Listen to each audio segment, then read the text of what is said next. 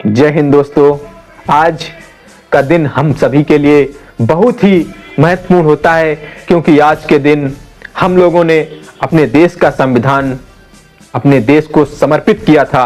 और हम इन सब बातों पर चर्चा करने से पहले हम अपने देश के सुरक्षा में लगे तमाम विभिन्न वेशभूषा में सुरक्षा कर्मियों को बधाइयां प्रेषित करेंगे इस गणतंत्र दिवस के अवसर पर, क्योंकि उन्हीं लोगों की जो मेहनत है, उन लोगों की जो सुरक्षा व्यवस्था है, उसी की वजह से हम ये सब कुछ मना पाते हैं। तो इस गणतंत्र दिवस के अवसर पर देश के अलग अलग जगहों पर तैनात विभिन्न वेशभूषा में हमारे सुरक्षा कर्मी, उन सभी को इस गणतंत्र दिवस की अनंत अनंत शुभकामनाएं। और इसी के साथ हम आगे बात करेंगे कि हम लोग गणतंत्र दिवस क्यों मनाते हैं, इसका इतिहास क्या रहा है और यह 26 जनवरी को ही क्यों मनाते हैं। इन सब पहलुओं पर हम लोग बात करने से पहले हम लोग इसके इतिहास पर पहले नजर डालते हैं।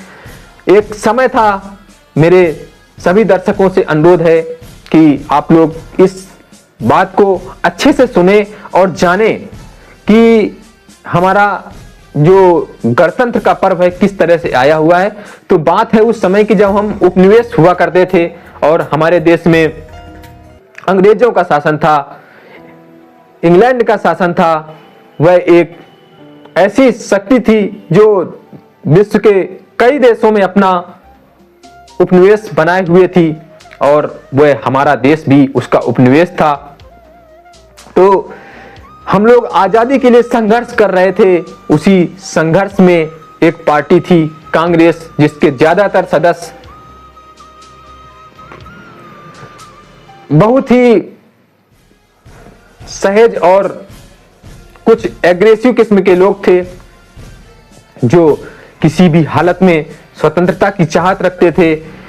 इन्हीं सब चाहत के दम पर और इच्छाओं के बल पर एक अधिवेशन होता है।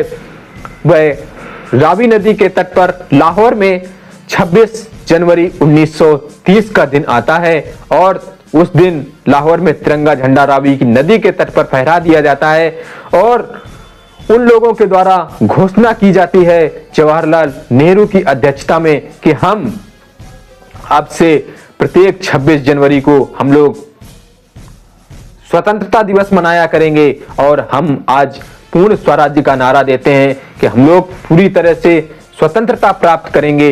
इस तरह से प्रत्येक वर्ष 26 जनवरी के दिन वो हमारे फ्रीडम फाइटर्स स्वतंत्रता दिवस मनाया करते थे। लेकिन समय रहते जब अंग्रेजी हुकूमत के द्वारा ब्रिटिश संसद से जून में भारत स्वतंत्रता अधिनियम पारित होता है और डेट निर्धारित होती है कि भारत को 15 अगस्त 1947 को आजाद कर दिया जाएगा।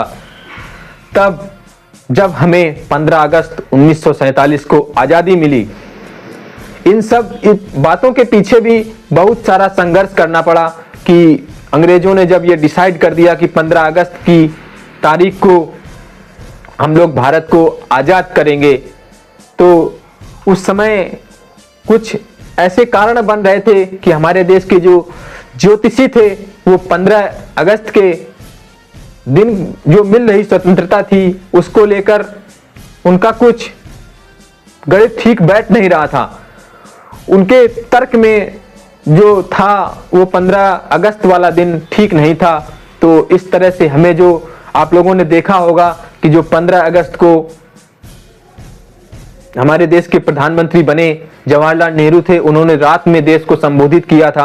उसका यही एक रीजन था कि मध्य रात्रि का रास्ता चुना गया था, क्योंकि हमारे देश में जो दिन की शुरुआत होती है वो सूर्योदय के पश्चात हिंदू धर्म के अनुसार मानी जाती है और अंग्रेजी कैलेंडर के अनुसार जो दिन की शुरुआत है वो मध्य रात्रि के बाद से ही शुरू हो जाती है। तो इस तरह से हम लोगों ने जो स्वतंत्रता का रास्ता चुना वो मध्य रात्रि का चुना, क्योंकि उन लोगों के अनुसार से दिन चेंज हो चुका था। 15 तारीख थी और हमारे हिसाब से वह तारीख ऐसी थी कि रात्रि का समय था, तो हम लोगों के हिसाब से वो 14 ही तारीख थी। तो इस हिसाब से हम 15 अगस्त को स्वतंत्र हो गए। और अंग्रेजों ने ये दिन अपनी विजय लक्ष्य के उपलक्ष्य पर चुना था, क्योंकि उन्होंने किसी देश को पराजित किया था, तो ये दिन उनके लिए खास था, इसलिए उन्होंने 15 अगस्त का दिन विशेष तौर पर चुना था।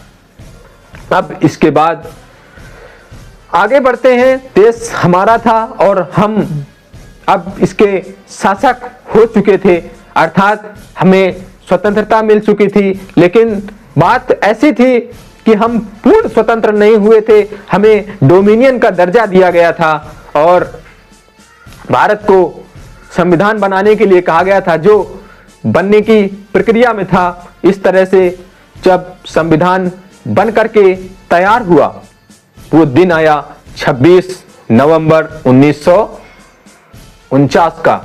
उस दिन कुछ अनुच्छेदों को लागू कर दिया गया, जैसे कि एक नागरिकता का अनुच्छेद था, उसे लागू कर दिया गया, और कुछ आर्टिकल थे जो चुनाव करवाने वाले लोगों के थे, तो चुनाव आयोग का जो आर्टिकल था उसे लागू कर दिया गया, और भी कुछ जरूरी प्रावधान थे जिन्हें लागू कर दिया गया। और एक प्रावधान जो अनुच्छेद 394 में था, उसमें स्पष्ट लिखा हुआ था कि हमारे देश का जो संविधान है, इसे 26 जनवरी 1950 को लागू किया जाएगा।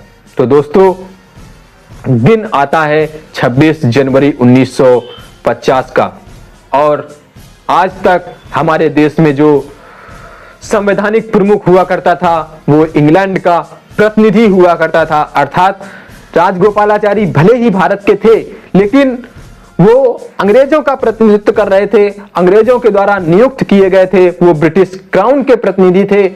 इस तरह से एक आर्टिकल है 395, उसमें लिखा गया था संविधान में कि आर्टिकल 395 के लागू होने के बाद जो भारत में भारत शासन अधिनियम 1935 है और इंडिया इंडिपेंडेंट एक्ट 1947 है, इस एक्ट के लागू होते ही ये दोनों के दोनों समाप्त हो जाएंगे।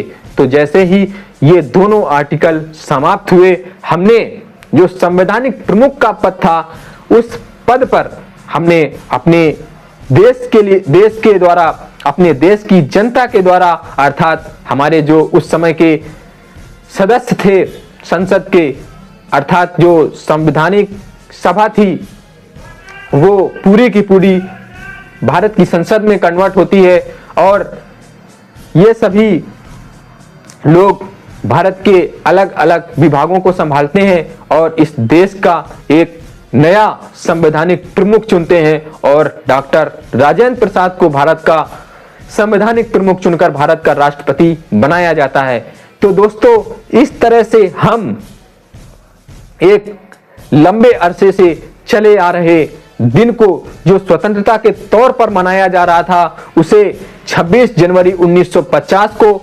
संविधान लागू होने के बाद से हम लोग गणतंत्र दिवस के तौर पर मनाने लगे। तो साथियों, गणतंत्र दिन का इतिहास तो हम लोगों ने जान लिया। अब हम लोग बात करेंगे क्या आज के समय में गणतंत्र की प्रासंगिकता क्या है, क्या हम लोग अभी भी गणतंत्र बने हुए हैं या उस गणतंत्र में कुछ बदलाव हो रहा है, या गणतंत्र के इस बेहतर नुस्खे को किसी के द्वारा नुकसान पहुंचाया जा रहा है। इन सब बातों को हमें समझने की आवश्यकता रहती है। हम सिर्फ इसलिए इस तारीख को ध्वजारोहण या तिरंगे झंडे के सामने आकर के हम लोग अपने आप को देशभक्त साबित करने का जो एक ढोंग ढकोसला रचने का प्रयास करते हैं, इससे हमें बाहर आकर के अपने देश की स्थिति के बारे में जानना होगा कि क्या वास्तव में हम गणतंत्र हैं। इन सब पहलुओं पर हमें बात करनी होगी, और क्या भारत इस गणतंत्रता को बनाए रख पा रहा है, उसमें कोई, उसके गुणवत्ता में कोई गिरावट तो नहीं आ रही है। इन सब बातों पर हमें चर्चा करने की आवश्यकता होती है और हमें समझने की आवश्यकता होती है।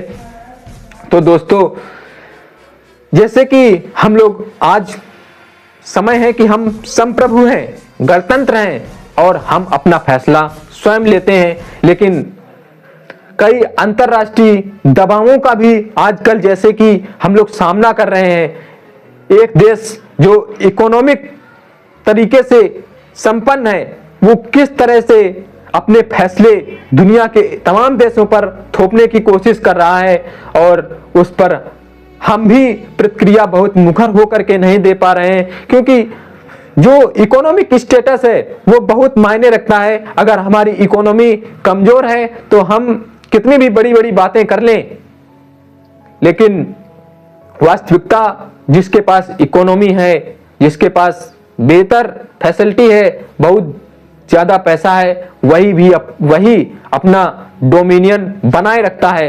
तो दोस्तों, इस गणतंत्र पर इस देश को प्रण लेने की आवश्यकता है कि हम अपने देश को सिर्फ और सिर्फ एक उपभोक्ता नहीं बनाएंगे, हम एक ऐसे कंट्री बनने का प्रयास करें कि हमारे देश में बहुत सारी चीजों का निर्माण हो, हम लोग बहुत सी चीजों को डेवलप करें, टेक्नोलॉजी का निर्माण करें, धर्म जाति के तमाम दंश में जो हमारा देश धकेला जा रहा है, इन सब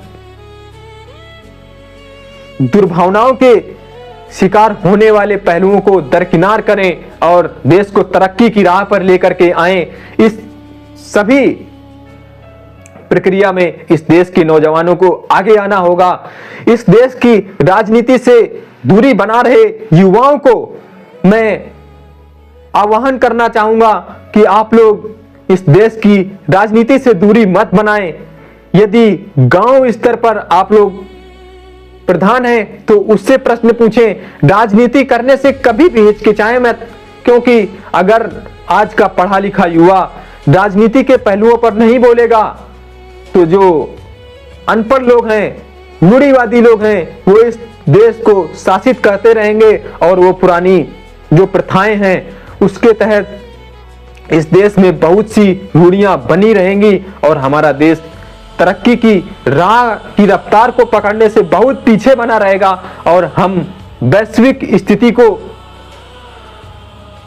प्राप्त करने में बहुत पीछे बने रहेंगे। जो वैश्विक तीव्रता के साथ विश्व के बहुत से देश आगे बढ़ रहे हैं, हम भी उस रफ्तार को पकड़ें। इसकी प्रासंगिकता हमें समझनी होगी और हमें अपने देश के लिए कुछ करना होगा। साथियों, यह देश हमारा है और हमें अपने देश के लिए जो कुछ भी करना पड़े तर्क के साथ, हमें तार्किक हो करके लोगों की बातें सुननी है, लेकिन जो तर्क की कसौटी को पार करे या तर्क की कसौटी में खरा उतरे, उन बातों को मान करके हमें आगे बढ़ना होगा। दोस्तों, क्या इस गणतंत्र पर हम इस बात पर भी चर्चा करेंगे, क्या इस गणतंत्र होने के साथ साथ क्या हम समानता को स्थापित कर पाए हैं? नहीं कर पाए हैं साथियों। और हमारे देश में क्या हमने महिलाओं को स्वतंत्रता उनके अनुसार अर्जित करने में सहयोग कर पाया है? अगर नहीं तो कितने लानत की बात है कि आज हम किन बातों को लेकर के यह चर्चा करते हैं कि नहीं, हम गणतंत्र हैं, स्वतंत्र हैं। हमें सोचने की बात पर मजबूर होना चाहिए। साथियों, अगर किसी एक धर्म में बहुत सारी बुराइयां हैं तो हमें उस धर्म की बुराइयों को हटाना होगा और हमें तर्क की बातें करनी होगी। इस राजनीति में देश के जो युवा हैं उन्हें बढ़ चढ़ करके हिस्सा लेना होगा साथियों। और इस देश में जो आप सभी जानते हैं कि जो चुनाव लड़ने की उम्र है, लोकसभा में जाने की उम्र है या विधानसभा में जाने की उम्र है, मिनिमम एज 25 वर्ष है। और जो ग्राम पंचायत के चुनाव हैं या पंचायत के चुनाव हैं, जैसे आप नगर निगम का ले लीजिए या किसी भी स्तर का पंचायत का जो चुनाव है, क्षेत्रीय लेवल का ले लीजिए, वहां पर चुनाव लड़ने की उम्र 21 वर्ष है। तो देश के युवाओं, आगे आओ, देश संभालो, देश आपको बुला रहा है और आपकी आवश्यकता है कि अगर आप संपन्न हैं, आप योग्य हैं, आपने शिक्षा अर्जित की है, तो आप राजनीति में आने से बिल्कुल भी मत हिचकिचाइए। बस अपने तर्कों के साथ, अपने मुद्दों के साथ मैदान में जाइए। और ये समय भी एक ऐसा है कि इस वर्ष पंचायत के चुनाव होने वाले हैं। हमारे बहुत से युवा, बहुत से साथी 21 वर्ष की आयु को पार कर चुके हैं। तो यदि आप लोग चाहते हैं कि देश में बदलाव हो तो वह बदलाव गांव से ही शुरू करना पड़ेगा साथियों। और आप लोग उस गांव की राजनीति में अपना हाथ आजमाने का प्रयास कीजिए। कोशिश करें कि आप गांव के स्तर पर राजनीति को हासिल करें और उसे समझें कि किस तरह से हम अपने गांव का विकास कर सकते हैं। यदि आप उस गांव का विकास कर सकते हैं तो निश्चित तौर पर आप देश की संसद में जाकर के, प्रदेश के विधानमंडल में जाकर के आप देश का प्रतिनिधित्व कर सकते हैं। आपको इससे बिल्कुल पीछे हटने की, बिल्कुल भी डरने की आवश्यकता नहीं है। इस देश में सबसे ज्यादा युवाओं का योगदान है और इस देश का युवा चाहे तो इस देश में कोई भी क्रांति ला सकता है, किसी भी प्रकार का बदलाव ला सकता है साथियों।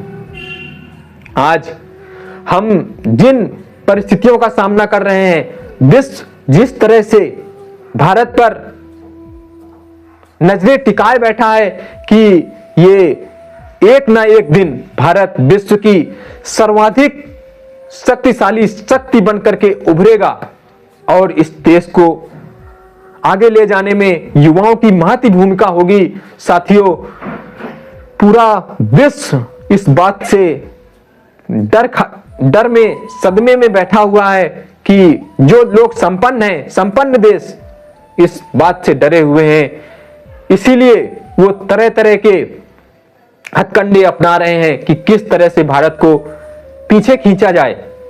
साथियों, अगर कोई वैश्विक मुद्दा है तो हमें हमारे देश के प्रतिनिधित्व करने वाले प्रतिनिधियों के साथ खड़े होने की आवश्यकता है। उनकी आलोचना से ज्यादा हमें इस बात पर जोर देने की आवश्यकता है कि किस सुझाव के द्वारा हम देश के टॉप लेवल पर पहुंच सकते हैं, अपनी बात को वहां पर रख सकते हैं। साथियों, हमें आवश्यकता है कि यह देश उस तर्क पर कसौटी में बना रहे जिस तर्क से कुछ तार्किकता निकले, कुछ निष्कर्ष निकले। हमें इन सब बातों को ध्यान में रखना होगा साथियों। तो तमाम बातों को हम लोगों ने समझा और बहुत सी बातों पर हम लोग चर्चा करेंगे कि जैसे हम लोग एक लंबे समय से देखते आ रहे हैं कि हमारे देश में जातिगत आधार पर बहुत सारा भेदभाव होता रहा है। उसे हमें खत्म करने की आवश्यकता है।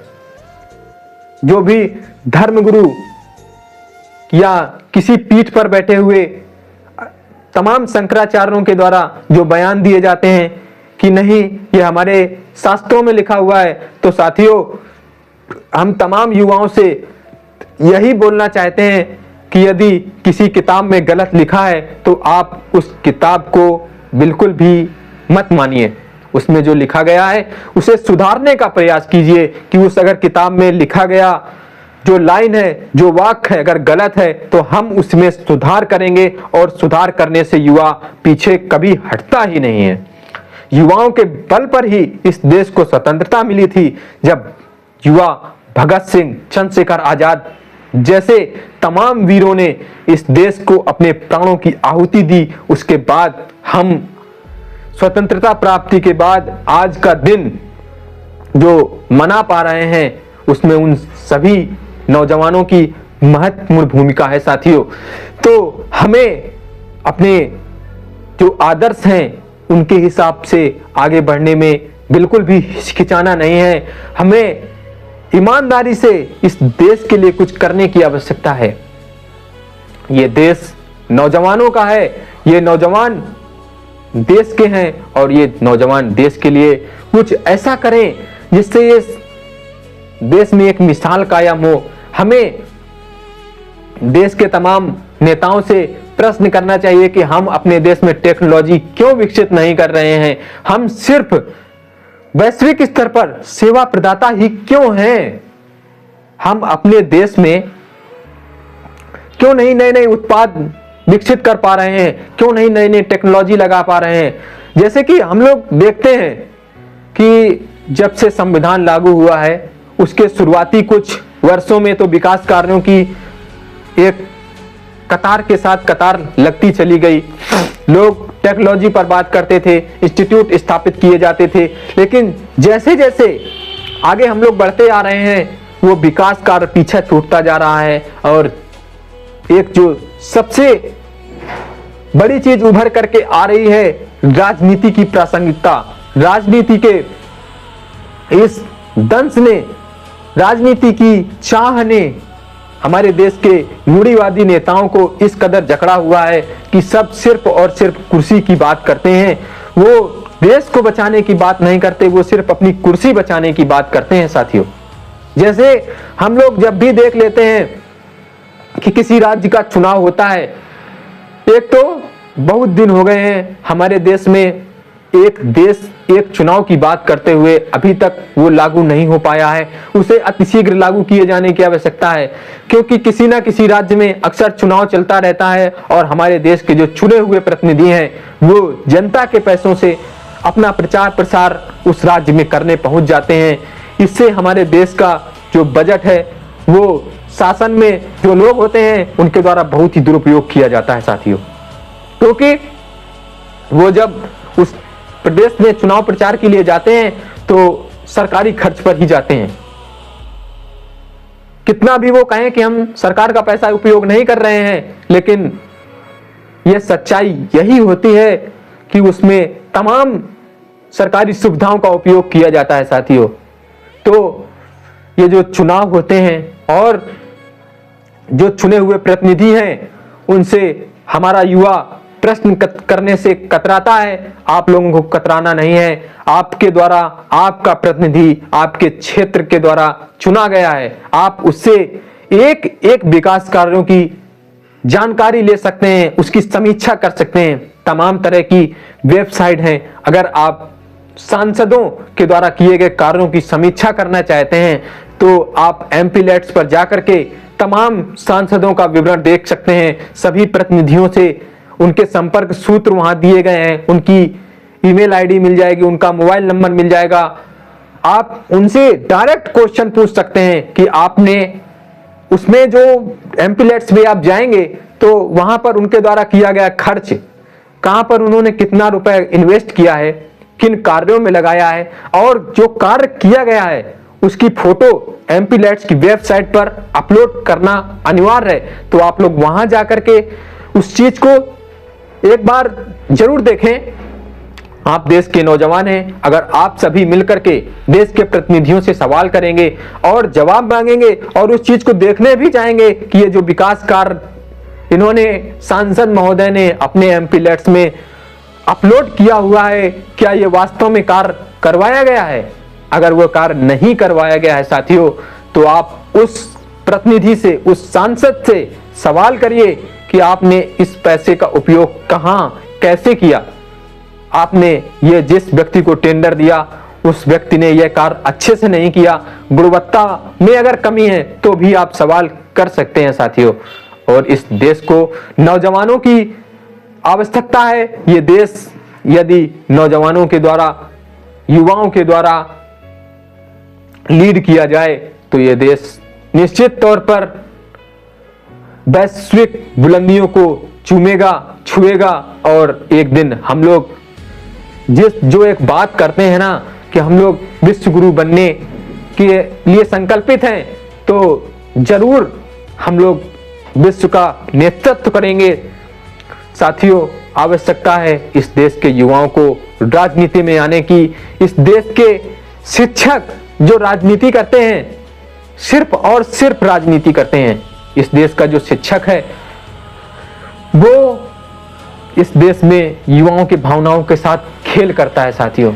आज गणतंत्र के इतने वर्ष हो गए हैं और जब से हमारे देश में इंटरनेट आया है और ये कोरोना काल ने जिस तरह से ऑनलाइन शिक्षा प्रणाली को बढ़ावा दिया है, बहुत सारे शिक्षक प्रसिद्धि को प्राप्त किए हैं, उसके बाद से ये जो शिक्षा का ट्रेंड इंटरनेट यूट्यूब पर शुरू हो रहा है।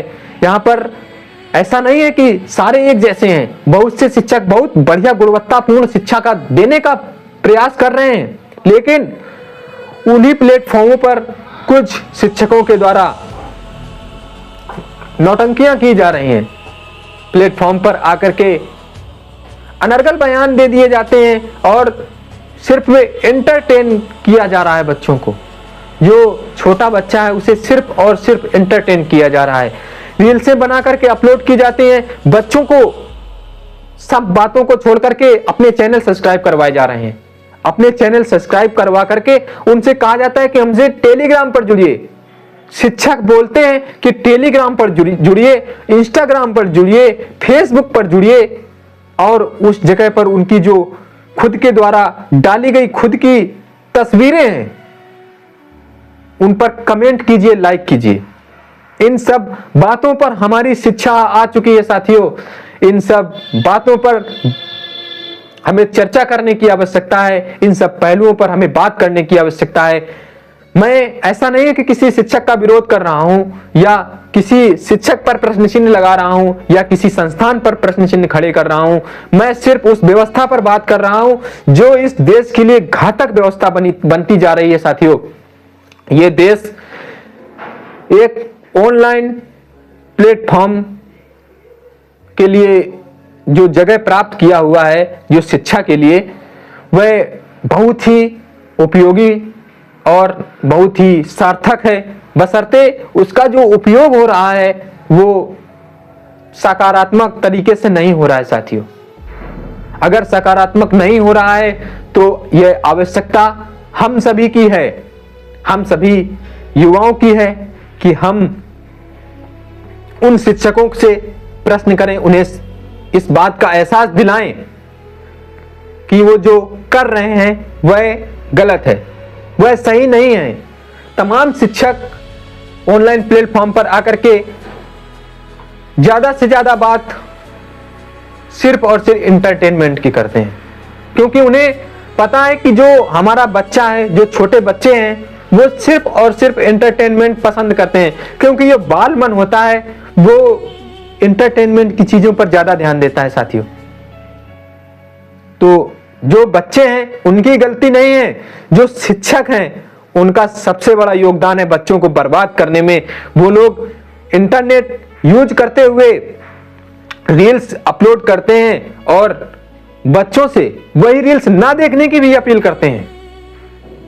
कितनी विडंबना की बात है कि वही शिक्षक रील्स ना देखने के लिए भी कह रहा है और वही शिक्षक अपने चैनल सब्सक्राइब करवा रहा है, अपना जो टेलीग्राम, इंस्टाग्राम और भी तमाम पता नहीं क्या क्या सोशल मीडिया ऐप होते हैं उन सबको सब्सक्राइब, फॉलो करने के लिए बोलता है और फिर अपनी पोस्टें अपलोड करता है। इसके बाद में ऑनलाइन प्लेटफॉर्म जैसे अपने किसी ऐप पर वो क्लास लेता है तो वहां पर क्लास लेते हुए भी वो इस बात का ही जिक्र करता है कि आप मुझे YouTube पर, Facebook पर, इंस्टा पर फॉलो कीजिए और उस पर कमेंट कीजिए, शेयर कीजिए।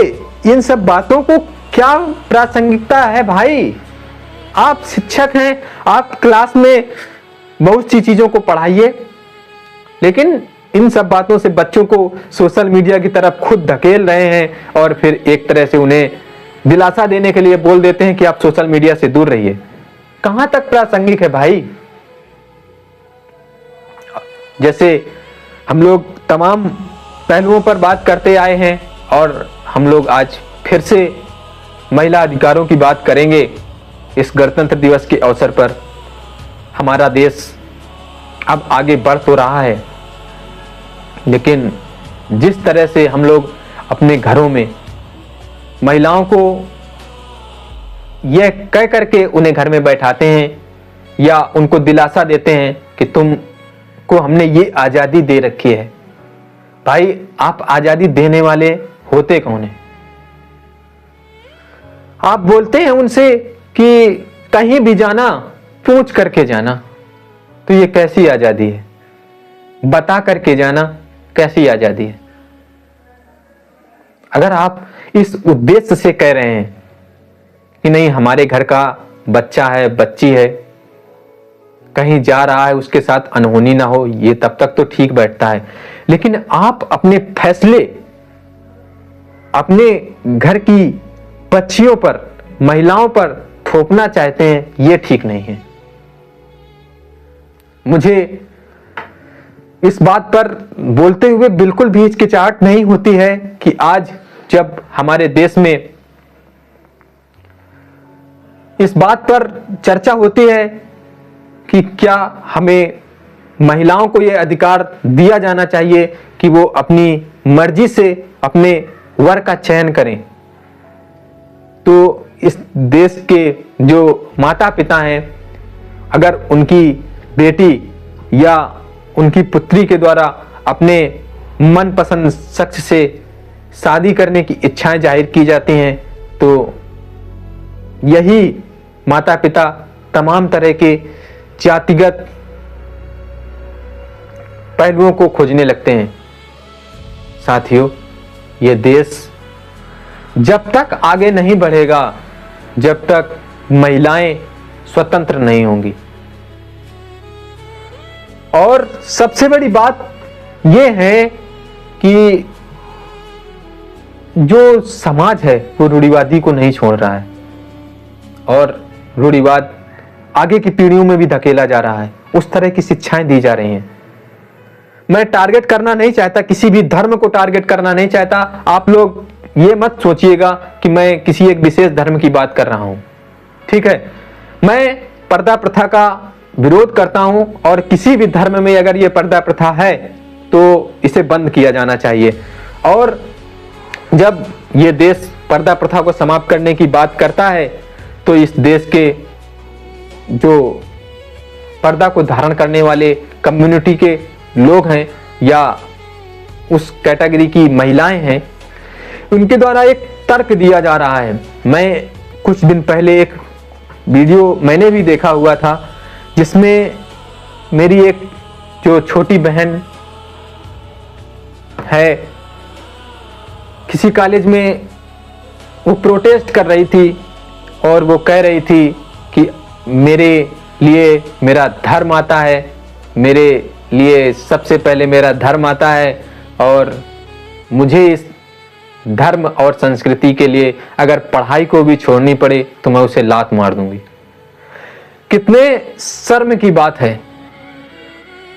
कि उनके माता पिता अपने बेटी को कैसा बना के लाए हैं कि वो अपने ऊपर लादे गए सामाजिक जो भेदभाव है उसको उसमें इस तरह से ग्रसित किया गया है कि वो उसे अपना अधिकार समझ बैठी हैं। जब हम किसी पर बंदिशें लगाते हैं ना, और जब वो बंदिशें उसको खुद की संस्कृति लगने लगे, सभ्यता लगने लगे, तब इस दबे हुए व्यक्ति को बाहर निकालना बहुत कठिन हो जाता है। जैसे किसी जानवर को आप पालते हैं और आप उसे बांध करके रखते हैं और उसे जब आप छोड़ देते हैं तब भी वो उस खूंटे के पास आकर के खड़ा हो जाता है, तो आप उसकी मेंटलिटी का आभास कीजिए कि किस कदर उसकी मानसिकता को आपने अपने कंट्रोल में कर लिया है, किस तरह से उसकी मानसिकता पर आपका जो थोपा गया तर्क है, आपके द्वारा दिए गए उसका जहर है, किस कदर उसके दिमाग में भर चुका है। जब किसी को ऊपर हम लोग कोई नियंत्रण स्थापित करते हैं और वो नियंत्रण उसको बहुत अच्छा लगने लगे, किसी के ऊपर जो नियंत्रण होता है ना, वो शुरुआत में जब लगाया जाता है तो बहुत कठिन होता है। जब वही नियंत्रण एक क्रमवार उसकी आने वाली पीढ़ियों पर लगा रहता है तो वो उसे अपने जिंदगी का हिस्सा समझ लेते हैं। वही हो रहा है। मैंने जब उस वीडियो को सुना, उसके साथ और भी बहुत सारी बहनें थीं, वो जो तर्क दे रही थी साथियों, वह तर्क अगर उनके माता पिता ने सुना है और अपनी बेटी को समझाया नहीं है तो कितने लानत की बात है अगर वो उस पर गर्व कर रहे हैं। उसकी जो मानसिकता है उसको किस तरह से हरा गया है। साथियों, समझने की आवश्यकता है कि यह देश तर्क की कसौटी से दूर भाग रहा है। हम लोग इस देश को आगे बढ़ा ले जाने के लिए प्रयास कर ही नहीं रहे हैं। हमारा देश का युवा सिर्फ नौकरी पाने के लिए लालायित है, जबकि हम सभी को पता है कि सरकारी क्षेत्र में, सार्वजनिक क्षेत्र में बहुत ही कम नौकरियां हैं और हमारे देश का युवा सिर्फ सरकार की योजनाओं को प्राप्त करने के लिए, सरकारी योजनाओं का लाभ लेने के लिए, अर्थात सरकार के द्वारा लाई गई नौकरियों में खुद को ले जाने के लिए लालायित है। बहुत सारे युवा अपनी जिंदगी सिर्फ और सिर्फ इसी में खपा देना चाहते हैं। वो संकल्प लेते हैं कि मेरा सपना है कि मैं सिर्फ और सिर्फ यही बनूं। अब वो नहीं अगर बन पाते तो अपनी जिंदगी खराब कर लेते हैं। साथियों, हम अपने मित्रों, दोस्तों और आने वाली जनरेशन से यही कहना चाहेंगे कि आप, ऐसा नहीं है कि आप सरकारी सेवा में जाने का सपना छोड़ दें। आप सरकारी सेवा में जाने की तैयारी करें, आप जाएं, लेकिन अगर आप नहीं जा पा रहे हैं तो ये जो घटनाएं होती हैं कि हमारे देश का युवा खुद को खत्म करने लगता है, इन सब चीजों से हमें बाहर आने की आवश्यकता है। हम लोग खुद का उद्यम स्थापित करें। हाँ, एक ये भी बात है कि जब जब हमारा देश का युवा बात करता है कि हम कुछ अपना स्व रोजगार करना चाहते हैं या स्व व्यापार करना चाहते हैं, कुछ हब बनाना चाहते हैं, तो उसके पास पूंजी की बहुत बड़ी किल्लत होती है। बहुत सारी सरकार के द्वारा चलाई गई योजना मिलने के बावजूद भी देश के जो सार्वजनिक बैंक हैं वो युवाओं को ऋण देने से कतराते हैं। उनसे तमाम तरह के चीज़ों को गिरवी रखने के लिए कहा जाता है। बहुत तरह की उनके सामने कठिनाइयां थोप दी जाती हैं। इसका भी तमाम तरह का रीजन है कि बहुत से लोग लेकर के बैंक के साथ फ्रॉड कर जाते हैं, तो उनकी भी मजबूरियां हैं। इन सब बातों को ध्यान रखते हुए आप एक ठोस प्रोजेक्ट के साथ अगर आप बैंक के पास जाते हैं तो बैंक किसी भी तरह से आपको मना नहीं कर सकता है। आप अगर उद्यम स्थापित करना चाहते हैं तो आप अपने क्षेत्र के किसी भी बैंक की शाखा में जाएं और अपने लिए पैसों की मांग कर सकते हैं। आप बशर्ते आपका जो प्रोजेक्ट है बेहतर होना चाहिए, किसी ऐसी टेक्नोलॉजी या किसी उत्पाद को उत्पादित करने से रिलेटेड होना चाहिए जो लाभ अर्जित कर सके, तो बैंक निश्चित तौर पर आपको सहयोग करेगा और आप रोजगार की किल्लत से बाहर आएंगे। आप कोशिश कीजिए, खुद के उद्यमों में अपना समय गुजारिए। एक बार इस गणतंत्र दिवस के अवसर पर बहुत से पहलुओं पर बात करने के बाद मैं पुनः देश के अलग अलग जगहों पर तैनात भारत के तमाम सेवादाताओं को गणतंत्र दिवस की ढेर सारी शुभकामनाएं। और साथियों, इसी के साथ मैं आप सभी से विदा लेना चाहूँगा। और साथियों, जय हिंद, जय